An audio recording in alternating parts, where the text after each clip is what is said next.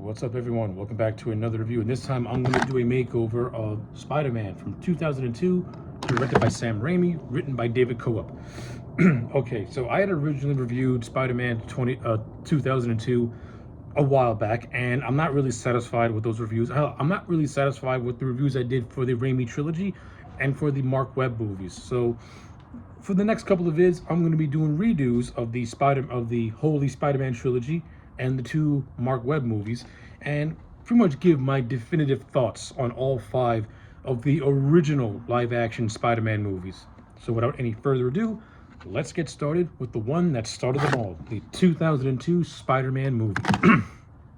Okay, so I'm going to do my best to make this review as not overly long, and do my best to just pretty much say what I have to say on this movie.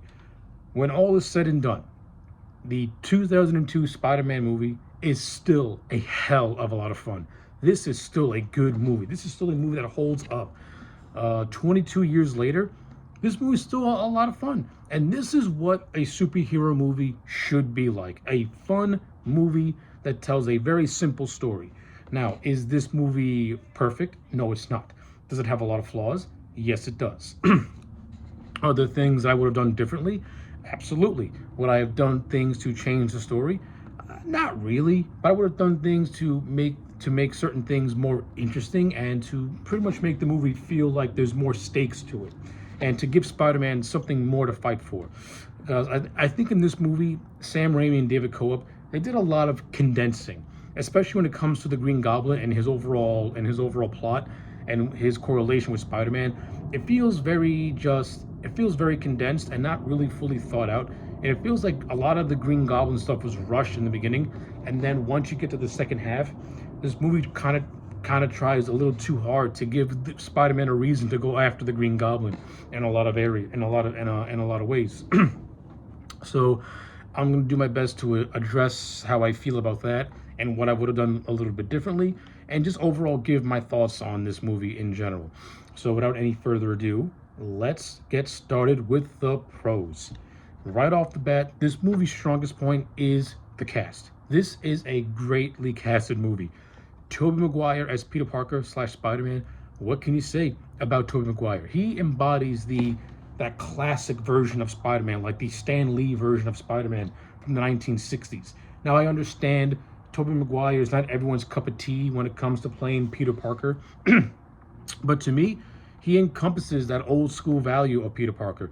He's polite, he's respectful, he has a lot of issues and a lot of problems, and yeah, he acts like a regular kid. He acts like a regular teenager, but he's still very, very likable. Now, when Tobey Maguire is in the Spider-Man costume, that's a different story. I mean, the costume looks fantastic in live action, but the biggest thing with Tobey Maguire is that he's not quippy in the Spider-Man outfit. Like, he's not vocal as Spider-Man. He doesn't have that sense of humor. You have spurts of it, you have, little nuggets of it here and there. But I don't think Tobey Maguire did enough to really like separate Spider-Man from Peter Parker, is what I'm trying to get at. Because when Peter Parker is dressed up as Spider-Man, he's overconfident, he's very quippy, he's very jokey. He uses humor to get out tough situations. You don't get that when Tobey Maguire is in costume. But that's just how I feel about it. But as an overall performance, I think Tobey Maguire is good. Are there moments where he can be a little wooden in some areas? Absolutely. Are there moments where he can be really, really good? Absolutely. Like the scene where he sees Uncle Ben dying from his gunshot wound. That's a greatly acted scene, and Tobey Maguire really, really sells the emotion, and I like it a lot. The scene where he's fighting Macho Man Randy Savage in the wrestling match, that's where you get a glimpse of the quippy nature and the sarcasticness of him, and I like it. It's great stuff. And just seeing Macho Man as Bonesaw is awesome, and the Bruce cameo, and the Bruce Campbell cameo as the announcer is also awesome. So yeah, like overall, I like Tobey Maguire in the role of Spider-Man. Could he have gotten better direction and maybe have been more self-confident in the costume, especially in terms of separating the Peter Parker personality from the Spider-Man personality? Absolutely. But for what we get, it's a good first try, and Tobey Maguire does put in a very earnest performance. Like, you can really tell he put a lot of effort into the role of Peter Parker slash Spider-Man. So I like it. You have Kirsten Dunst as Mary Jane Watson. I know Mary Jane Watson in the Raimi trilogy has been often criticized as not being like the comics and being more of a damsel in distress and lacking the self-confidence that she does have in the comics. But for what Sam Raimi was trying to do in terms of modernizing the character of MJ and updating it to a 2002 audience, Kirsten Dunst did put in a good performance as Mary Jane. Do I think her and Tobey Maguire needed more scenes to fully flesh out the romance? Absolutely. But what we get, was it bad? No. I like Kirsten Dunst as Mary Jane. I always have. Do we get moments of her acting like the real Mary Jane? Yeah, we do. Would have been better if the movie had more of it. Absolutely. Especially, I know I've been saying absolutely a lot. but like Mary Jane has this whole thing where she comes from an abusive family. Now, if it was the Mary Jane from the comics, she would have brushed it off. It would have affected her, but she wouldn't have let it consume her. I feel like this Mary Jane lets her broken home consume her in a way, because she's always sad and always crying. Just like, I don't feel like she gives the character enough self-confidence. Do you have a little bit of moments of that? Of course. But they're done in very short moments. But I do overall like Kirsten Dunst in the role. I also kind of like the love triangle between Peter Parker, Harry, and Mary Jane. It's actually done in a way where it's not cheesy or corny. It kind of feels realistic, like these two close friends fighting over the same girl, where one friend knows that the other one is deeply in love with this one, and he likes her for, he does like her, but not enough. But you never get the sense that Harry really, really loves Mary Jane the way Peter Parker does. Speaking of Harry Osborn, he's played by the very controversial and blacklisted James Franco. Now listen, what James Franco does in his personal life, that's what James Franco does in his personal life. I'm not here to criticize James Franco, the man. I'm here to talk about James Franco, the actor. And I am not going to lie. I like him as Harry Osborn. I like the chemistry that he has with Tobey Maguire. I think Franco and Maguire, they really sell the role of Parker and Osborn, and they do come across as legit best friends who've known each other for years. I like Harry Osborn in this movie. I think this is Harry Osborn, and I think throughout the entire Spider-Man trilogy, Harry Osborn has one of the better character arcs and one of the more just confused character arcs. And I'll get to that when I talk about Spider-Man 3. But for Spider-Man 1, I like him in the role. I like the triangle, like I said. I like Harry. And I also like the kind of not really antagonistic relationship, but the distant relationship that he has with his dad, Norman Osborn. And I think Franco did a good job just overall acting in the part. Segueing now to Norman Osborn, what can you say about Willem Dafoe as the character that has not been said? Willem Dafoe as Norman Osborn / the Green Goblin, scene stealer, show stealer, whatever you want to call him, he's fantastic in the role. Willem Dafoe does a fantastic job at separating Norman Osborn, the man, and the Green Goblin entity by just like little things, like just changing his voice and talking in a different way. And he comes across as menacing as the Green Goblin. I mean, yeah, everyone's made fun of the Goblin suit, how it looks like a rejected Power Rangers villain suit. And if you look at the concept art for what they were going for the Goblin, there were a lot of choices that were more akin to the comic books. But I understand why they went with what they went for. They wanted something a little more simplistic and something that can be more realistic. I get it. Now, but in order for this goofy outfit to work, you need an actor that can embrace it. And Willem Dafoe embraces it to a T. As Norman Osborn, I like him. He comes across as like a distant father to Harry, and somebody who has a lot of admiration for Parker, almost viewing Parker as the son he really wants, and Harry as a son that he's kind of stuck with, which kind of sticks at Harry's crawl. That's actually something the movie almost went for, but didn't really fully explore, which is how Harry feels about Parker being more favored by Norman, while the flesh and blood is kind of being downplayed in a way. I don't think the movie fully explored that sibling rivalry between Parker and Harry, which I think could have been very, very interesting. And if you do it really well, it could be something really, really cool. But overall, Norman Osborn, fantastic. Love him. Love Willem Dafoe. He's great as the Goblin. He has some of the best lines. Even though they're cheesy lines, they're memorable lines. The outfit, say what you want, it's iconic. Like when you see this version of the Green Goblin, you know exactly who it is. You know exactly where it's from. It's etched in your brain. And like I said, you have a fantastic actor in Willem Dafoe who brings it to life. Can't say enough good things. He's fantastic. Supporting cast: J.K. Simmons. We have J.K. Simmons as J. Jonah Jameson. This was the first incarnation and the first performance of J.J. Jameson. And in this one movie, J.K. solidified himself as Jameson. There's nothing left to say. J.K. Simmons is Jonah Jameson. He's got the best lines. He has the best moments. He's got the best everything. Love him. Love him, love him, love him. And I like how in Spider-Man 2 and Spider-Man 3 he has much more to do and more scenes to play around in. But for a starting point, you can't go wrong. And of course, you have the great Rosemary Harris and the great Cliff Robertson as Aunt May and Uncle Ben.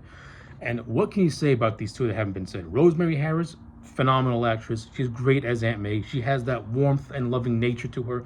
And you got Uncle Ben, who's, he comes across as like that uncle that you really, really like and really, really love and want to hang around. Like he has that. He also has a warmth to him. But at the same time, he also acts as Peter Parker's father figure.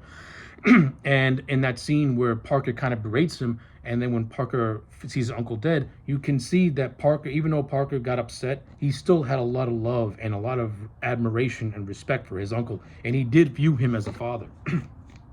Love, you can't say enough about Cliff Robertson and Uncle Ben. He's great. And the other supporting cast members, they fill out their roles as well. They're mostly just, brief little cameos here and there, but that's about it. But these are the core, the principal ones, and they all play their roles expertly.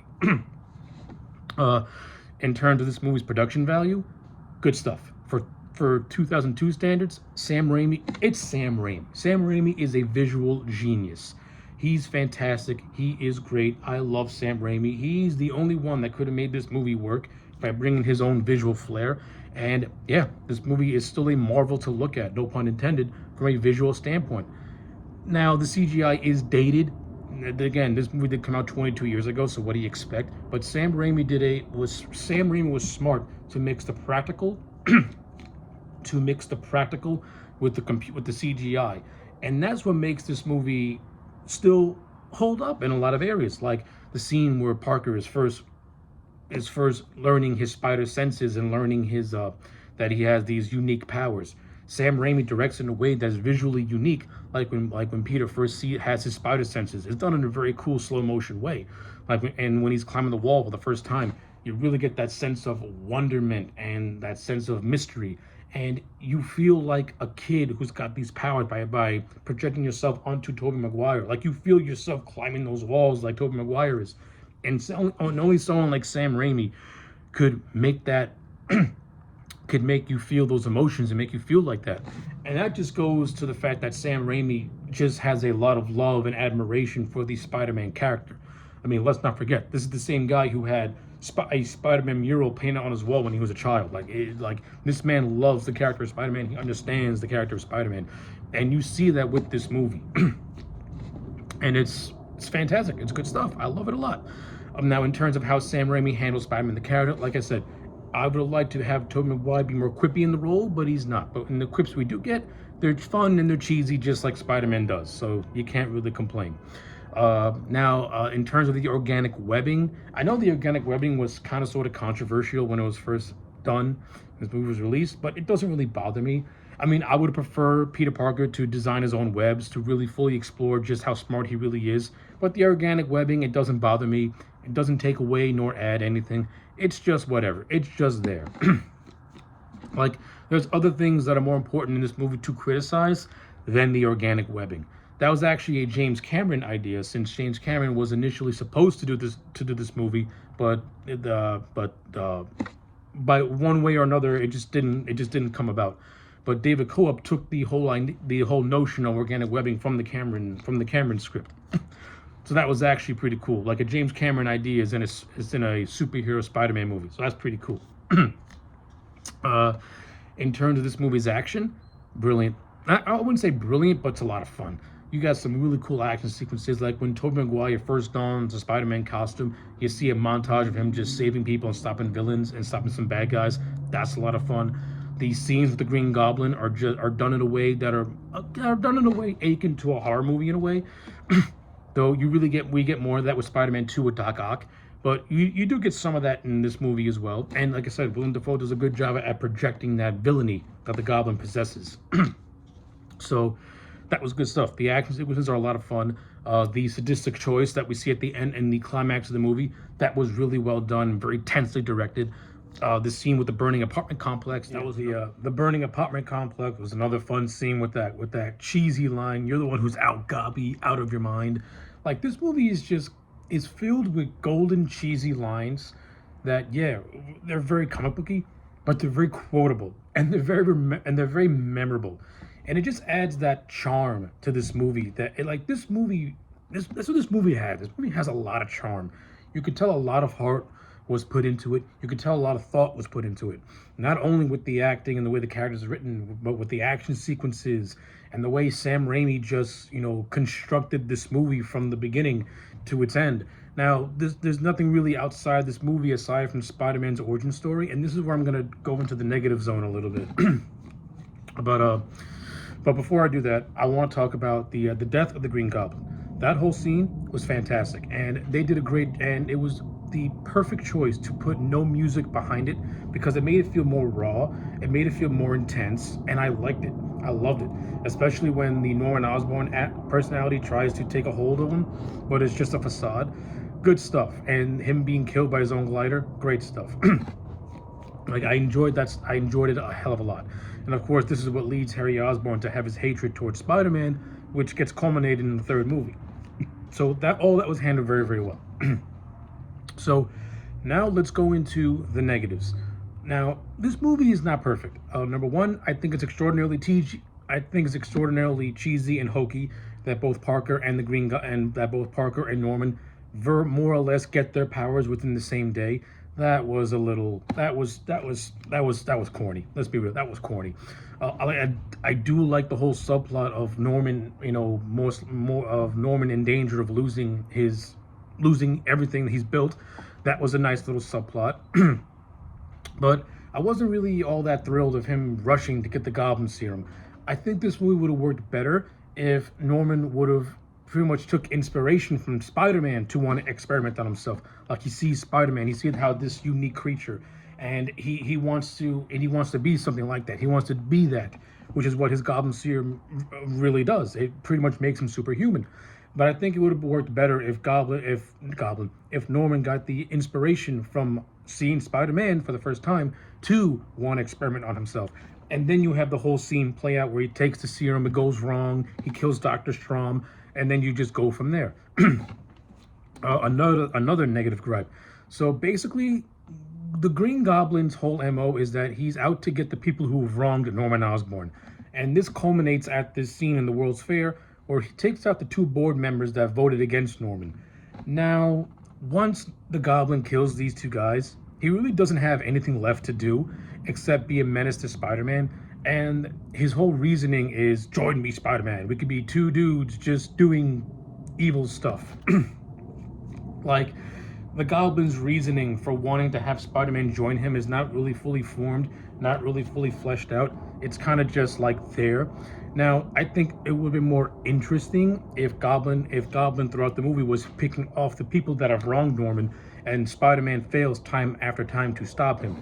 I think it would have gave Goblin much more to do, and through Spider-Man failing to topple him, that is what causes Goblin to have the inspiration to want to have Spider-Man join his forces.